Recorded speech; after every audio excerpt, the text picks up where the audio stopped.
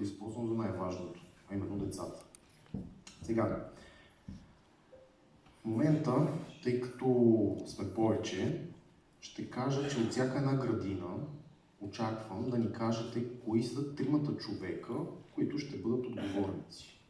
Защо? Защото ние ги отразяваме тези отговорници с пълни права в системата. И идеята е те да бъдат хората, които ще се свързват с нас, както ви обясних. Не е задължително да бъде сега, веднага, може да бъде след седмица, може да бъде и до края на месеца. Въпросът е, че от всяка градина очаквам от вас да ми кажете кои ще бъдат отговорници. Така, започвам малко по малко да ви разказвам за нашата платформа. Тази учебна година, мисля, ще ни бъде седма, в която развиваме електронния дневник. Електронният дневник е създаден само единствено за детски градини. От ден първи ние работим само върху дневник за детски градини. Към днешна дата с нашия продукт са работили може би половината детски градини в цялата страна, може би и повече. Като всяка една градина, която е работила с нашия продукт, ни е дала обратна връзка. Какво, как трябва да се направи, така че днес това, което вие ще видите и ще ползвате, да ви бъде максимално лесно.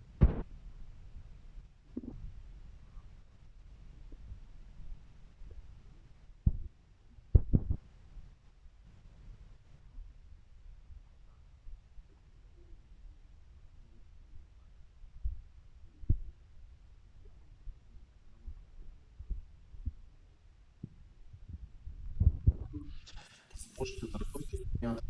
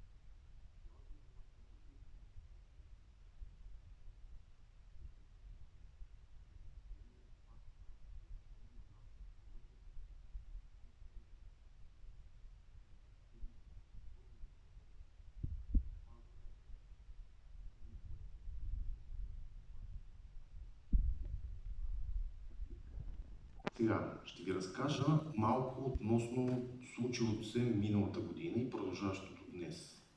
Миналата година, за първа учебна година, детските градини задължително трябваше да използват електронни дневници. Тези електронни дневници бяха задължени да бъдат вързани с НИСП и синхронизирани с НИСП. Нашата система на ЕДБГ работи на следния принцип. Вие, директори, сега в началото на учебната година подготвяте образците. Подготвяйки образците, вие редактирате постоянно съдържанието там. В момента информацията, която е качена при нас в дневника, е актуална към тази сутрин, примерно. В момента приключваме обучението, вие се връщате на работното си място и правите корекция в НИСП. За да може тази информация от НИСП да дойде при нас в ЕДГ, вие е необходимо да натиснете един бутон синхронизация. Това се прави винаги, когато вие правите промяна в НИСП. Било то по групите, списъчния състав на децата, отписвате, записвате, премествате. Премествате учители, те напускат, излизат по болничен, отпуск и прочее, прочее. Някаква промяна правите в НИСПО, задължително трябва да направите синхронизация. Защо? Давам ви пример. Имате отписано дете от дадена група. Отписали сте го от НИСП. Учителите се опитват да въведат присъствия или отсъствия на това дете и системата ще ви дава грешка.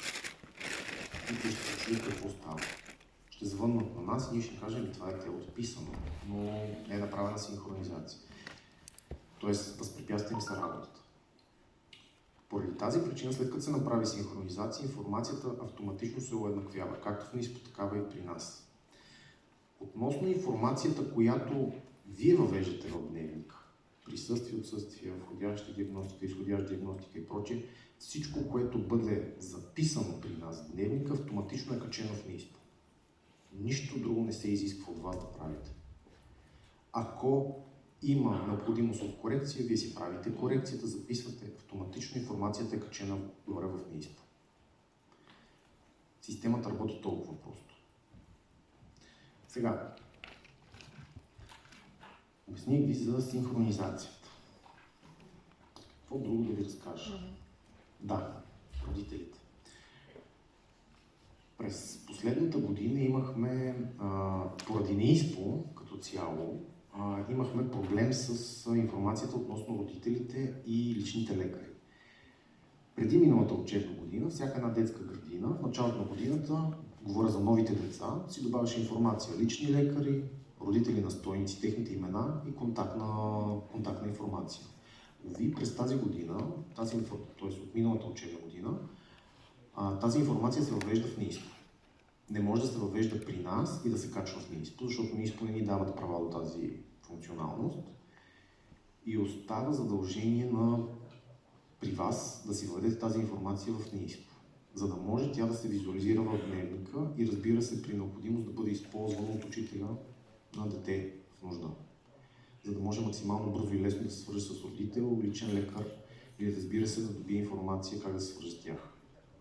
Това е нещото, което е важно да знаете, защото при нас това нещо не може да се въвежда. Така. Сега започвам да ви показвам стъпка по стъпка дневник. ЕДБГ е сайт, който реално погледно.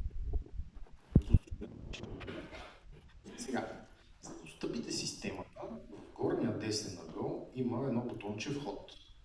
Ако го натиснете, системата ще ви отведе до една страница, която не съм сигурен вие какво ще видите, но на мен ми се визуализира старата страница. Реално погледнато адреса, на който трябва да достъпите е ето този api.edg.bg. Всяка една градина е получила, която ние сме внедрили вече, вие сте ни изпратили анкета, ние сме създали необходимите дневници, профили, свързали сме ги и така нататък. И реално погледнато на всяка една градина ние сме изпратили един имейл, инструкция, в който сме ви казали така и така, имате възможност да достъпите системата. Това е адреса, на който трябва да достъпите. Там ще ви поиска имейл адрес и парола. Имейл адреса е имейл адреса, който вие сте ни посочили в анкетата за всеки един от слушателите.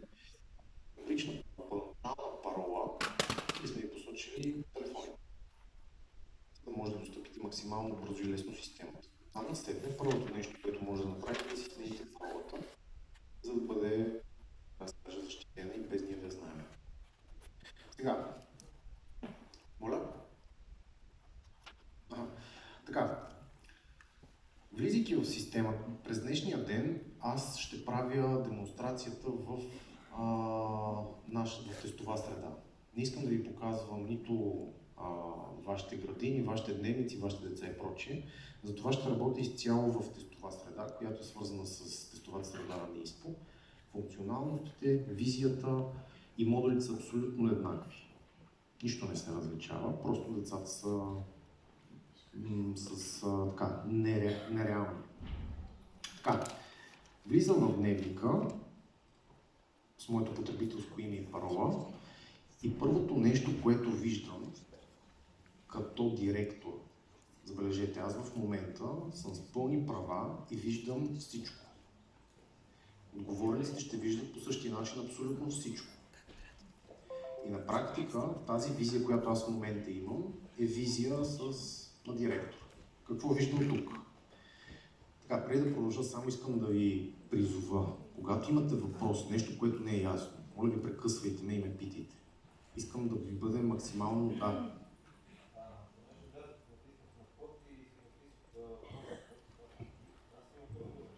Така. Директор е попълвал. Да.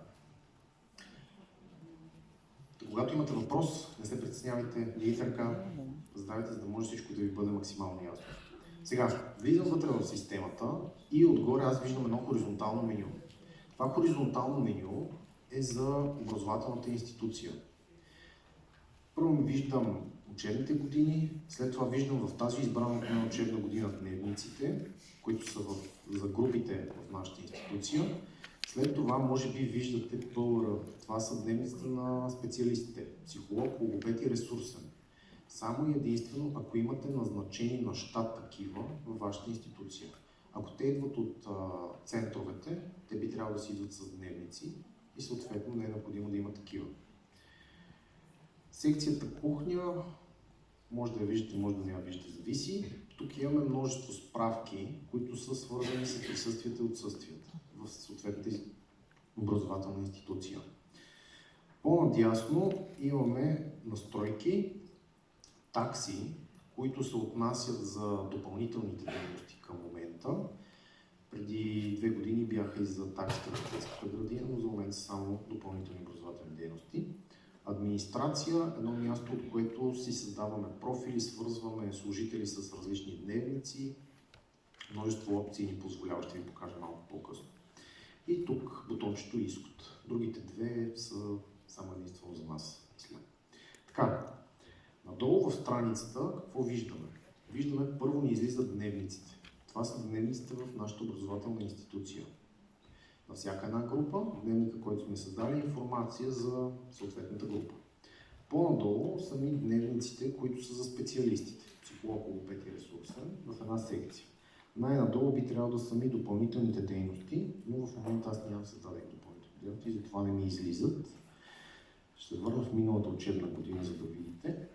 Ето вижте как ми се разшири менюто и отдолу имам допълнителни дейности, които са ни съответно според градината, каквото имаме, народни танци, английски, футбол, прочие и прочие.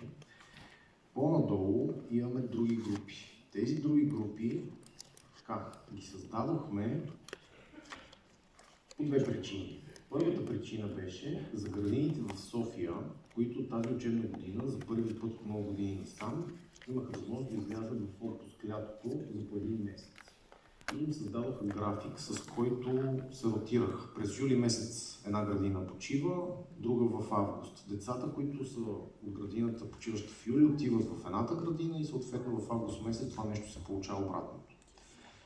И с цел, тъй като НИСПО не позволява преместването на деца от една институция в друга, с цел водене присъствие, отсъствие или съдържание по дейността в неучебното време, градините бяха означени какво ще се случва, как ще се случва и им създадахме опция, при която без намесата на НИИСПО, те да могат да си преместват деца от една институция в друга, да си създават едни групи фиктивни, с които да могат да си вписват присъствие и отсъствия и разбира се по този начин да дават информация относно изхранването на децата, тъй като това беше нещо, което тя ги интересуваше най-много. Втората причина, поради която създадахме тези други групи, са колегите ви от Бургас, които имат практика да приемат деца от яслена и първа група не на 15 септември, а на 31 август, поради някаква причина. И за този период от 15 дни е необходимо те да запишат някъде тези постъпили деца в градината по същата причина. Да могат да им посочват присъствали, не са присъствали, разбира се, да могат да посочат какъв брой деца са им се хранвали за този период от време. При вас има ли някои от тези две неща, които да се случват? Моля? Яслена група. Тоест, вие също приемате деца в началото на септември. Да? Добре. Така, ще ви покажа после как се добавят деца. Мисля, че ще ви свърши работа, но ще бъде малко по, как да кажа, допълнително усилие ще се изисква. Така ще го обясня по-простичко. Така, връщам се обратно на настоящата учебна година и съответно искам да си видя плана, какво точно трябваше да ви покажа. Сега, вход дневника показва ви. Влязохте, обясних ви за различните нива за достъп. И тук идваме на създаване на график на ситуациите. Окей, няма проблем. Сега, ще вляза в един дневник. Вие може да влезете във вашия дневник, за да видим какво имаме тук. Сега, първият екран, който виждаме е едно ляво меню. Това вече съм влязъл в група, моята група, с която аз ще работя цяла учебна година. И това, което аз виждам в момента, ми е едно ляво меню, което ми е менюто за нашата група. В случая това ми е четвърта група. Първият екран, който виждам по средата, това са ми присъствията и отсъствията. Защото ежедневно, най-много и често ще ви се налага да вписвате присъствие и отсъствие на децата. Това е първото нещо, с което започва деня. И реално погледнато би трябвало максимално бързо, лесно да може да изпълните тази задача. Сега, когато разгледаме лявото меню, както виждате, първата ми точка е присъствие и отсъствие. След това надолу имаме деца в групата. Тук ми излиза списъчния състав на децата в нашата група. Там имаме възможност да пренареждаме номерата на децата при необходимост, ако имаме деца, които са отписани, други новозаписани и прочие и прочие. Входно-изходните нива са ни третата опция, която имаме възможност да вписваме. Родителските срещи, с които имаме възможност да информираме родителите за такива, ако, разбира се, сме и дали достъп до системата. Родителските срещи също така се вписват и в експортния PDF файл на дневника, който ви изваждате на края на учебната година. Програмна система, седмична програма и седмично разписание. Така, това са три секции, които са взаимосвързани. Програмната система, всеки един директор в началото на годината, създавайки образеца, е казал, нашата програмна система в тази група е такава, български език, еди си колко седмици учебни имаме, еди си колко е нормата за тази група по направление български, това ми е преподавателя. Преподаваме български за тези деца. По същия начин той е посочил другия преподавател и всички останали образователни направления. Тази информация постъпва при нас в системата и ние на база това нещо създаваме седмичните програми във всяка една от групите. Седмичната програма е, така да се каже, бих казал, в началото на учебната година, може би ще е нещо, което ще ви затрудни малко, защото е от две стъпки. Първо трябва да си създадем така наречения по-скоро график на ситуациите. Графика на ситуациите, представете си, това е един шаблон с броя ситуации във всяка една група, които може да има. Давам пример. В първа група, както знаете, за една седмица има 13 ситуации, което означава, че 5 работни дни, ако имаме, това означава, че максимум те могат да имат 3 ситуации. Графика на ситуацията за първа група ще бъде 3 редчета, 3 ситуации. Четвърта група, да речеме, графика на ситуациите ще бъде, да речем, с 5 ситуации. Това е нещото. Просто в началото на учебната година ще трябва да се създадат 4 графика на ситуациите и тези графици на ситуациите след това да бъдат приложени в седмичните програми. Показвам ви сега как се случват нещата. Преди да ви покажа обаче, искам да довърша само какво точно има още тук. Имаме учебен план планиране, учебен план теми. Това е мястото, в което вие всъщност на база съдържанието, давам пример, в вашата детска градина работите с издателство Булвест. 4-та възрастова група сте, настроите си системата и имате възможност да си настроите планира по всяко едно образователно направление, в кой ден, коя тема ще преподавате. И това нещо, като го планирате напред, примерно с 2 седмици, 1 месец, без значение, темите са ви планирани и след това просто влизате и казвате преподавам темата. Ако се наложи вие или вашия колега да отсъства поради една или друга причина и да влезе директора да замества, примерно, той много лесно може да се ориентира докъде сте стигнали, коя тема трябва да преподава и разбира се, това по никакъв начин да не му отнема никакво време. Избор на издателство е мястото, в което всяка една група си избира в кое издателство работи. Тук може би е важно да попитам дали има градини, в които имате разновъзрастови групи и вие си разработвате индивидуални разпределения.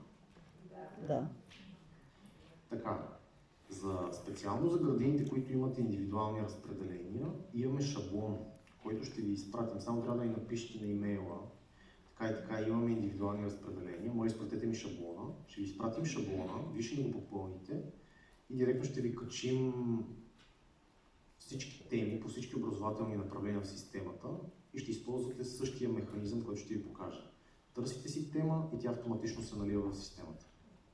Без вие да копирате, да правите, да струвате и така нататък. В началото на годината го правим това нещо, цяла година си ползвате разработеното от вас. Имате ли въпроси, нещо?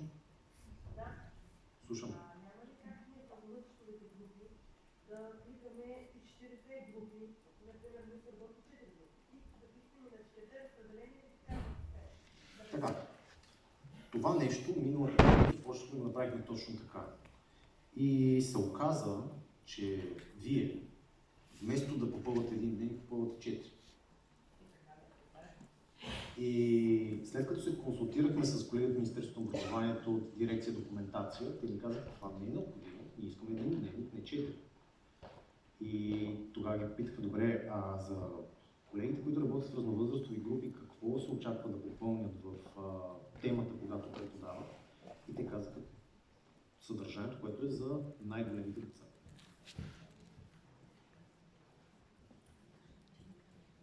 Защото тогава, миналата година, имах възможност да създаваме за подгрупи. Както е при вас. 4-та група, т.е. извинявайте, група звездички, тя е с 1-а, 2-а, 3-та и 4-та. В група създаваме 4 дневника и вие попълвате вместо един 4 дневника. Това е изключително трудоемко, времеемко и реално погледнато много голяма част от вашите колеги ни казват, това няма как да го правим. Абсурд. И ние се опитахме да го правим. Министерството това не погледа. Слушаме.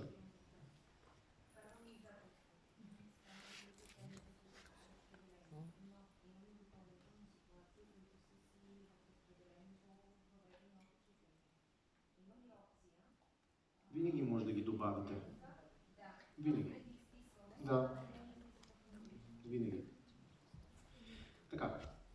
Бележки. Това е място, в което имате възможност да посочите бележка до родител на определено дете или до родителите на всички деца от групата. Но пак, за да могат родителите да го видят, те трябва да имат достъп до системата, която вие да сте им дали. Заявки за достъп. Тук на практика във всяка една група ще имате възможност да виждате кои родители искат да достъпят системата. И ако те наистина са родители настойници на казаното там дете, или да им дадете, или да не им давате. Учителите от тази група това нещо го правят. При нас системата работи на следния принцип. Аз ще ви покажа.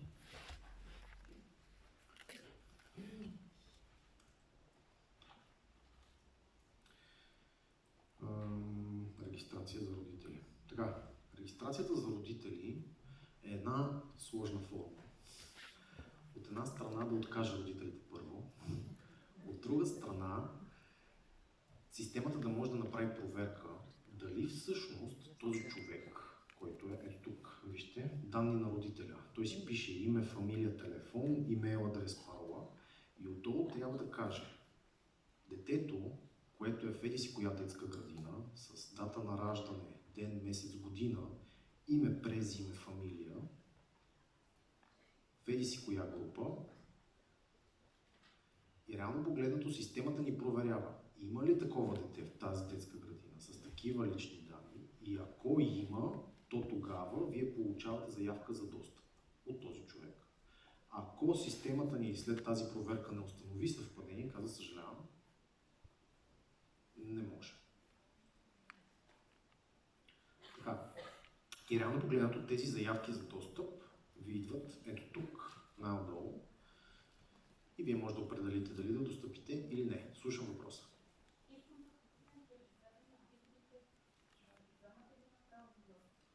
Не съм сигурен, че мога да отговоря на този въпрос.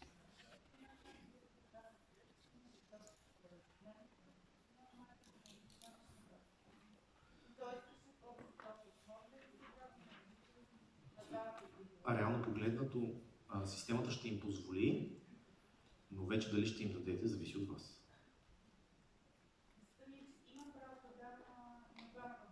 Пак казвам, не съм сигурен, че мога да отговоря. Това е по-скоро юридически въпрос.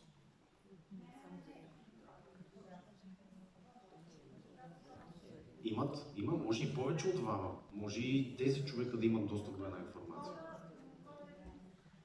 Не, при нас системата всеки един родител си прави регистрация. И той иска достъп до определено дете. Сега, вие в момента всички сте регистрирани при нас в системата. Имате си потребителски имена и пароли. Но имате роли на учител, директор, ЗАС, домакини и така нататък. Вие евентуално сте родители на деца, които са тези детски градини. Със същия този профил, вие имате възможност да искате достъп до вашето дете и от градината да ви дадат, съответно да ви потвърдят и вие да разглеждате информация за вашето дете. Със същия този профил. Когато влизате в системата, тя ще ви попита с коя роля искате да ползвате. Учител или родител. След като си изберете, системата ви дава да виждате това, което сте си избрали. Не е необходимо да имате 15 профила. Така, календар на групата, това е място, на което, как да ви го обясня, представете си тези Facebook групите на група Смехорани, в която вие качвате снимки. Днес правихме снежен човек. Или ходихме на екскурзия до не знам си къде. Малко текст и снимки. Календара на групата е абсолютно същото нещо, просто е в електронния дневник. Идеята, когато го създавам, беше да бъде алтернатива на тези Facebook групи, така че имате възможност да го използвате. Ако, разбира се, родителите достъпят системата. Така, декларации. Декларациите всъщност бяха създадени сега последните месеци с цел през лятното време. Нали, родителите казват, детето ми ще посещава юни, юли, август, септември или няма да посещава август. И реално погледнато на нас идеята ни беше, след като родителя даде тази декларация, автоматично системата да бъде попълнена присъствие и отсъствие. Обаче се оказа, че родителя дава една информация и след това въобще не я спазва. Поне в София беше така и в повечето места по приложната декларация. Така, сега, връщам се обратно на плана, защото се разсеях. Създаване график на ситуациите. Така.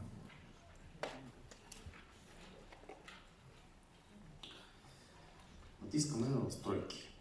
Сега, важно е да ви обясня нещо. До настройки и до администрация достъп имат директорите и отговорниците. Учителите, ЗАС, нямате. Така че ако сега влезете и не виждате тези опции, това е защото нямате права. Веднага, щом като ни дадете информация, които ще се отговорят, това нещо ще бъде променено и разбира се, веднага ще имате достъп. За създаването на график на ситуациите е необходимо да отидете на бутончето настройки и оттам от падащото меню ви излиза опция график на ситуациите. Избирам аз график на ситуациите И на мен какво ми излиза? Аз вече имам някакви създадени графици на ситуацията. Няма значение, ще си създам нов. Логиката на нашата система е, когато искаме да създаваме нещо, да добавяме, винаги гледаме в горния десен ъгъл, имаме бутонче плюс добави. Когато го натиснем, имаме възможност да добавяме нещо, което искаме или което искаме да създаваме. Какво ми се отваря тук? Тук ми се отваря екран, в който аз си добавям график на ситуацията. График на ситуациите ще ви изисква системата навсякъде, където създавате седмична програма. Седмична програма се създава в групите. Всяка една група. Също така и в групите на специалистите. Психолог, логопед и ресурсен. Там също ви иска график на ситуацията. Графика на ситуациите в една група, четвърта примерно, е много различен от графика на ситуациите в групата на специалиста. Защото специалиста днес може да работи с да има 6 часа, примерно, 7-8, през 15-20 минути и да приеме множество деца. Докато в графика на ситуацията на четвърта група най-вероятно ще има 5 ситуации. 3 сутринта и 2 след обед. Казвам сега, графика на ситуацията ми ще казва Враца, примерно. И какво имам тук? Сега, нещо, което трябва да ви обясня. Поради факта, че работим с НИИСПО и в НИИСПО тези графици се създават малко на, може би заради училищата, се създават с часове. И трябва да посочим някакви начални и крайни часове на ситуацията. Те са ориентировачни. Не е важно да ги спазвате в практиката и така нататък. Просто трябва да ги въведем и те ни седят там. Това, което ние въвеждаме, е начало на ситуацията и край на ситуацията. Начало на ситуацията, примерно, пишем 9:00. Четвърта група, ситуацията по 25 минути до 9:25, да речем. Нещо написах. След това имаме 9:30 до 9:55, примерно. И след това почваме в 10:00 до 10:25. Създавам си още след 15:30 до 15:30.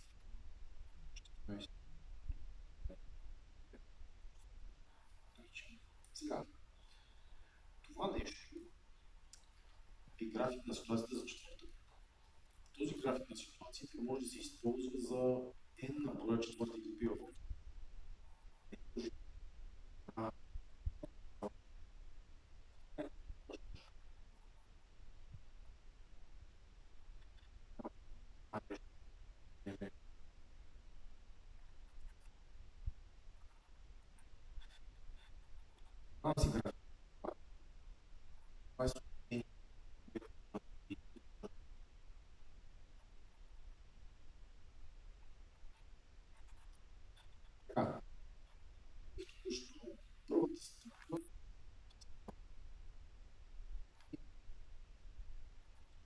Връщам си се обратно.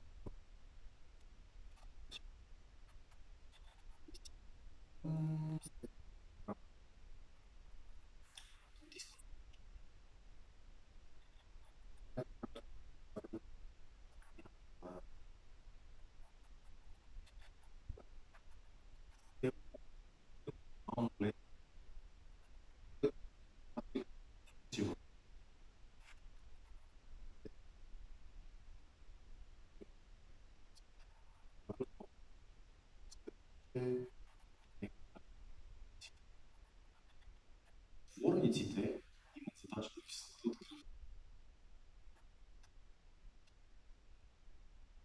част от това, ще ви създаде,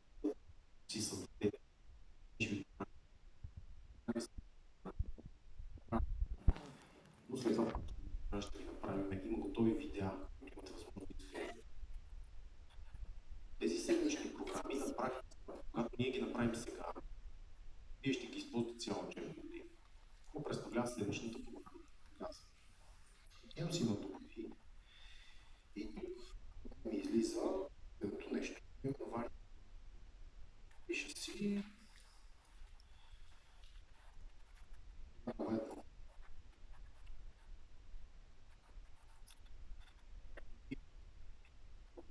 след това има период. контрастен период. Избирам си периода и тук си избирам от графиците, от списъка с графите на ситуациите, този, който не си създаден. В случая Франция. Това ще бъде в зависимост от вида на групата, в която сте. Избирам си долу и имам седмици. Всички четни и нечетни. И тук са ми избрани всичките седмици. Някакви периоди. 15 след това имам от 18 до 24 септември, отделна цифричка 38. Така. Това всъщност са седмиците. Календарните седмици. Защо са и необходими тези неща? Календарните седмици, на практика, ние ги вземем от календар, те са всякъде и същи, няма как да ги създадем. Миналата година, когато създадахме това нещо, се чудехме, че седмици са изключително, обаче се оказа, че Министерството на образованието няма никакви седмици и стават ни чудеса. Коледа стават ни чудеса, началото година, решили, че не е добре. Сега, нещо отгоре, четни, на практика се влияе точно до тази цифра, която е за номера на седмицата. Сега аз ще създам седмична програма за всички нечетни седмици. Защо? Защото на практика в всяка една първата седмица е понеделник, първи учител е първа, е втора. Следващата седмица, която първи учител е първа смена, може ние да изпълним в работния процес и създаваме две седмични програми. В началото на годината, които се изпълняват автоматично до края на учебната година. Или до момент, в който възникне някакво обстоятелство с промяна на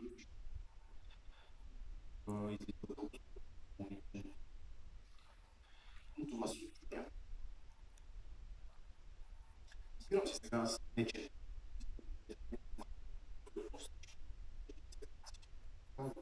Всяка една такива мисля. След като ми се мотивира, запиша. Сега, които са ми в ясно четвъртък и петък. Долу ми излизат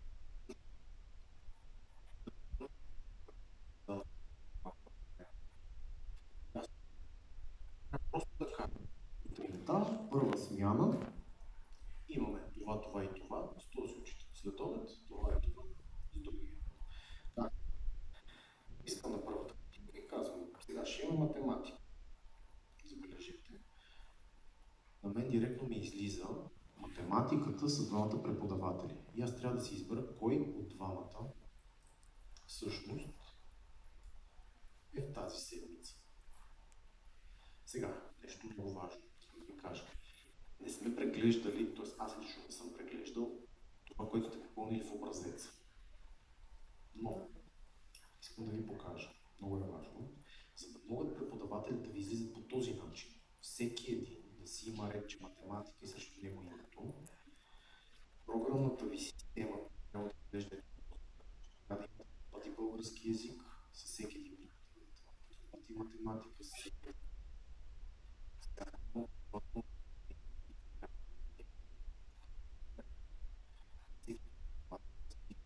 него името по направлението. Защо? Минала първа година, в която създаваме дневници съвместно с листа, се оказва, аз това това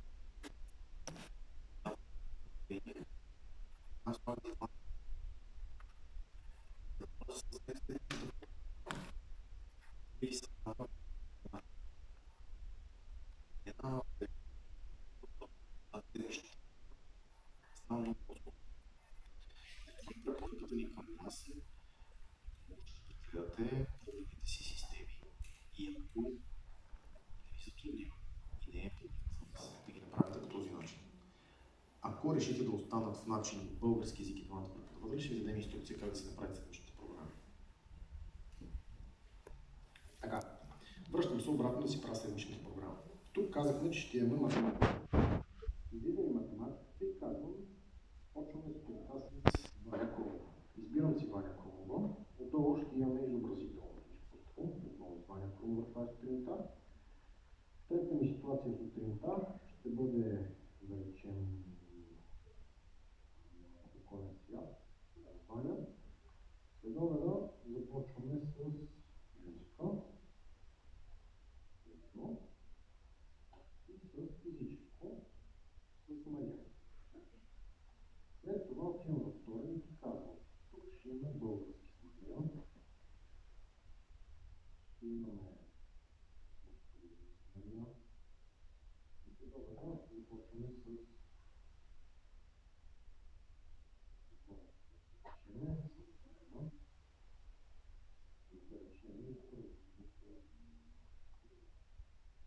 няма да правя следващата програма за всички дни. Добавям си я вече за следващата програма. И сега, като забележите, тук ще излъчим на следващата програма, която ние сме чистите. Трябва да че започвам с това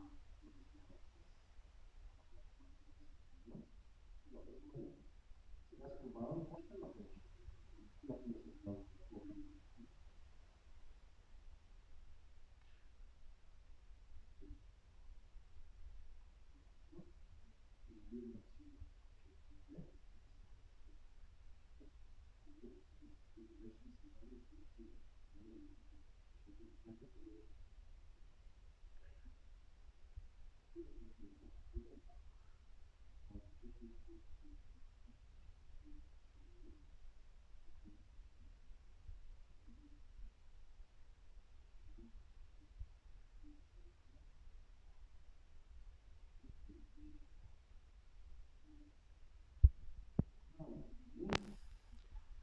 Малко съм си пущен на след.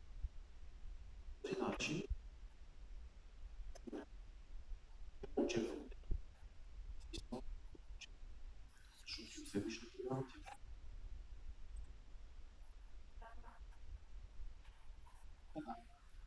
Учителите просто се смятат за един ден. Това е въпрос. В такъв случай, когато те отбелязват в учебния темата, ще се разменят.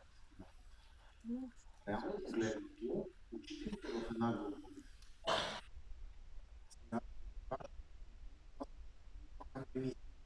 всички опции, когато са двамата учители, не може да се смени, който е на тази ситуация за нея. Неговия колега, който е се разпределена за другия колега, той има възможност точно да избере своето име. И по този начин те си разделите сметките. И това е най-лесният начин, с който може да се отрази това. Така. Не. Тези учители сами си го правят това нещо. Сега, не. Разписанието, което е със ситуациите, се прави от директор или от отговорник. Прави ги за 4-те вида групи, които са, а след това вече седмичната програма могат в групата учителите да си я направят. Но пак е добре с отговорника. Съветвам ви, нека отговорниците помогнат на всички групи с седмичните програми, защото искам да ви кажа, че получихме изненада в края на май месец и се обаждат от някаква детска градина. Ние май сме с грешна седмична програма. Цяла учебна година. Как цяла учебна година с грешна учебна програма? Ако имате някакъв проблем, не се колебайте, звъннете ни, питайте ни, ще ви съдействаме. Не се притеснявайте, всеки греши и нашата система позволява корекция. Нищо не остава така. Така, връщам се обратно на плана, за да видя